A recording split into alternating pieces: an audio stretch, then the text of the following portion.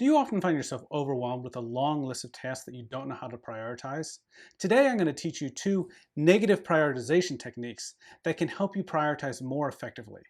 Stay tuned to learn what negative prioritization is and what the two techniques are.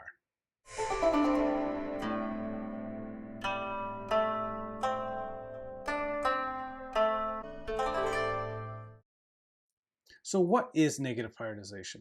Negative prioritization is a set of prioritization techniques where you attempt to figure out what is least important, not what is most important. Now, this might sound counterintuitive, but what it actually does is it allows the most important tasks to then float to the top, allowing you to prioritize when you are having trouble with a long list of tasks and you don't know what your priorities are. It's great because it flips the script on prioritization and helps you change your perspective to get new insight on how to prioritize.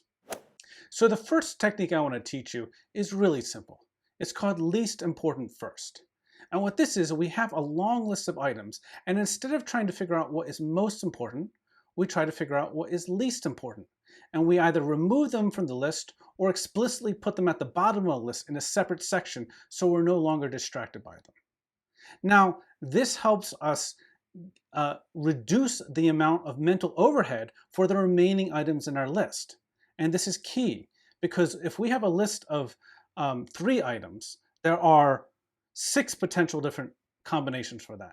A list of 5 items has 120 different combinations, and a list of 10 items can be prioritized or sorted in over 3 million different ways. So the more items we have on a list, the more complicated the prioritization process becomes.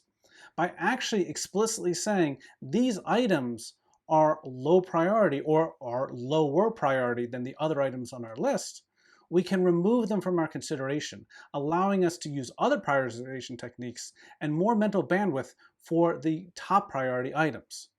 And what usually happens is these lower priority items also are easier to figure out what their priority is. It's easier to say this is going to have a lower impact. This really doesn't matter as much as the higher priority ones. So when we struggle too much with this long list, by actually reducing the size of the list, by removing these lower items, we have more mental bandwidth and have more ability to figure out what the true priorities are.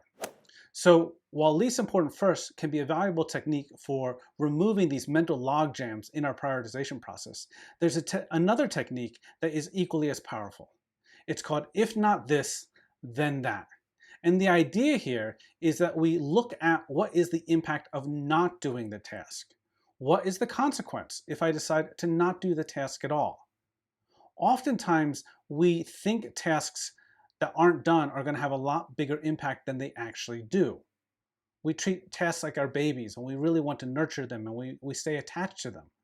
But often if we really think about it and say, well, what if I didn't do this task at all? What effect would that have on my work, on my life? And you can very quickly identify several tasks that you think are high priority, but then turn out not to be, because if you don't do them, they really aren't going to have any impact. They're actually not going to benefit you. There's not going to be negative consequences to those. So identifying those first can help you, again, remove those from your list to give you more bandwidth for the items that really matter. To use this technique fully, though, and the reason it's called if not this, then that, you should also say, if I don't do this task, what else would I do? Or what else could I do? This allows us to look at the opportunity cost of doing the task. We often don't consider that when we look at the tasks on our task list, that every time we do something, we're actually saying no to doing something else. And the ability to actually ask the question of saying, what am I saying no to when I decide to do this task, often helps us realize what a task's true priority is. So if I don't do this task, what would I do? If not this, then that. That then helps me figure out, is this truly a priority? Because there is no other task that I would do instead, or is it lower priority? Because I actually would do either another task on my task list or another task that's not even on the list, but actually has a much higher impact. I would do that instead of this task. So this is another way where you can shift your perspective to help gain insight on what is truly high priority and what is low priority.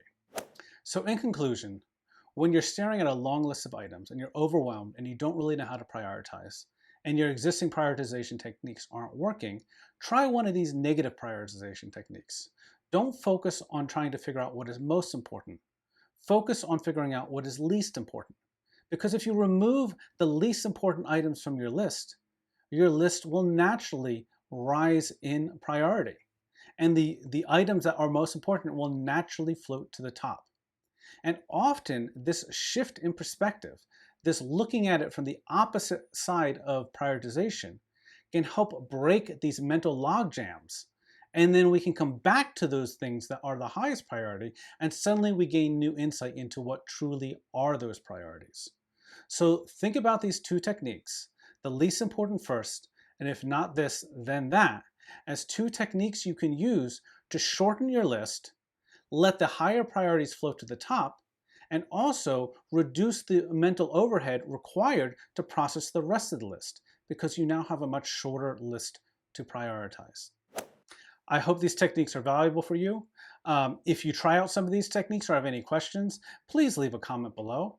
And if you like this video, please click the like button. That really helps other people see this video and spread the word about these techniques I'm sharing. If you are enjoying the content of this channel, I encourage you to click subscribe. That way you'll continue to see these videos in your feed. Thank you so much and have a productive day.